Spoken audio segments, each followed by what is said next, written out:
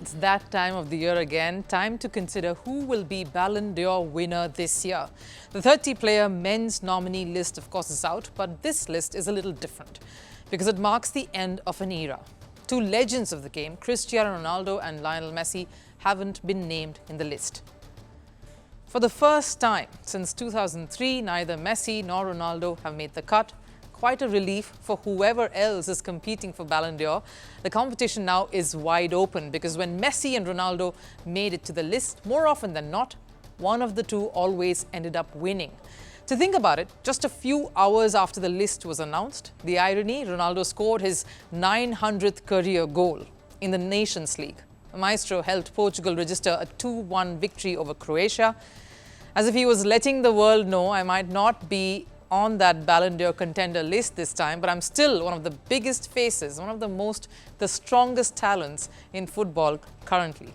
The same, of course, can be said about Messi too. The Argentine is out with a football, out of action now due to injury, unfortunately, but just some months ago, the same Messi took Argentina to a Copa America win.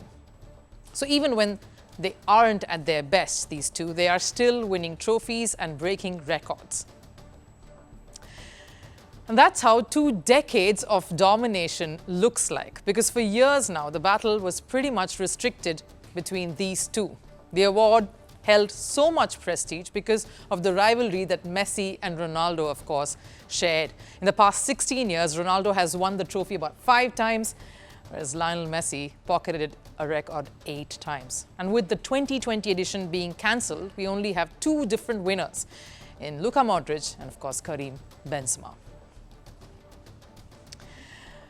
This is why, with a change in guard, the competition has now become severe, because there won't be a clear favourite this time.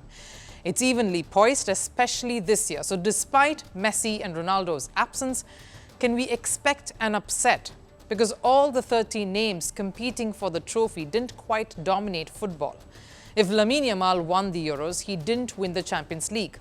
Vinicius and Jude Bellingham stood out at the Champions League, but unfortunately failed to impress at the Copa America or the Euros. So how is the winner really decided?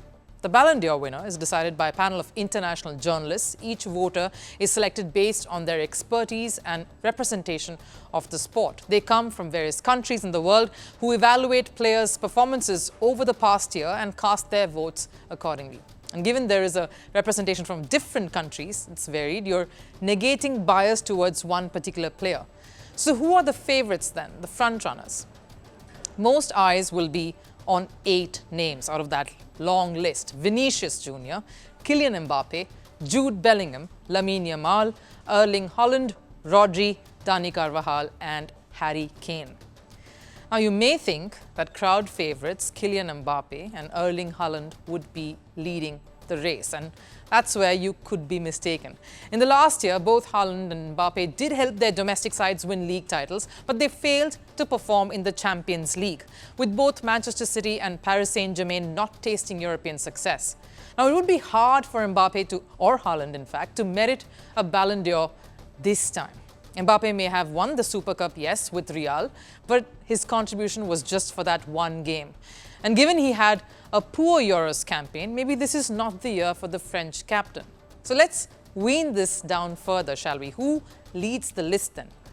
Jude Bellingham and Vinicius Jr.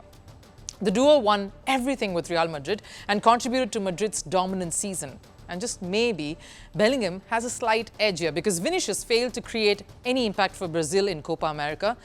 During the same time, Bellingham was busy taking England to a historic Euros final. A tournament they eventually lost, yes, but Bellingham's impact in the tournament cannot be missed, which makes him the top contender this year. But it won't be an easy ride for Bellingham. Ahead of him is a 17-year-old sensation in Lamine Yamal, who has taken the world by storm.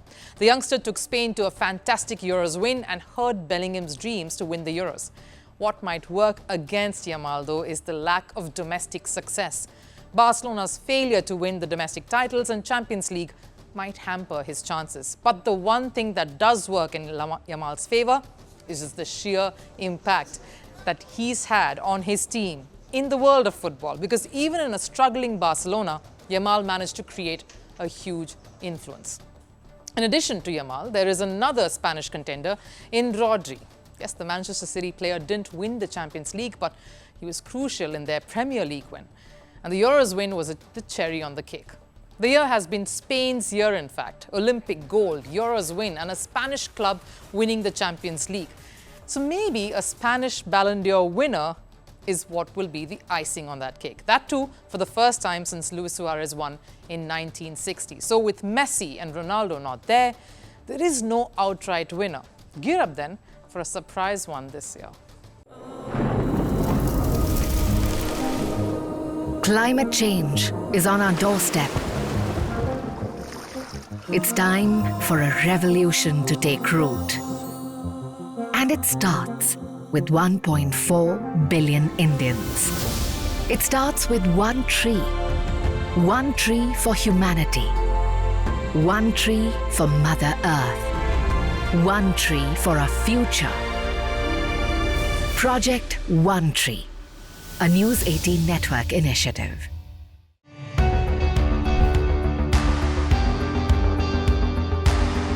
Across continents, one powerful news source.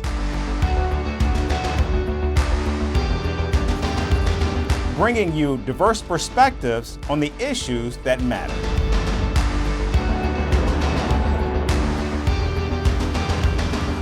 We go beyond the boundaries to give you that little extra about every sporting moment.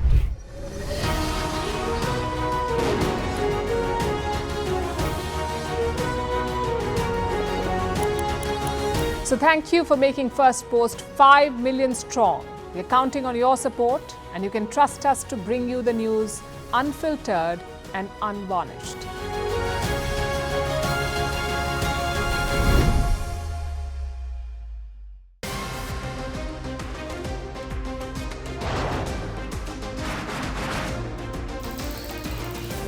On the show today, the T20 World Cup bandwagon has moved across to the West Indies. What can you expect?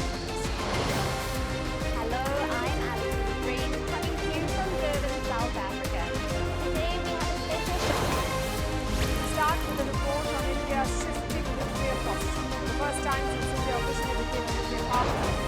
Hello and welcome to Firstpost America. I'm Aaron Ham, coming to you live from the nation's capital, Washington, D.C.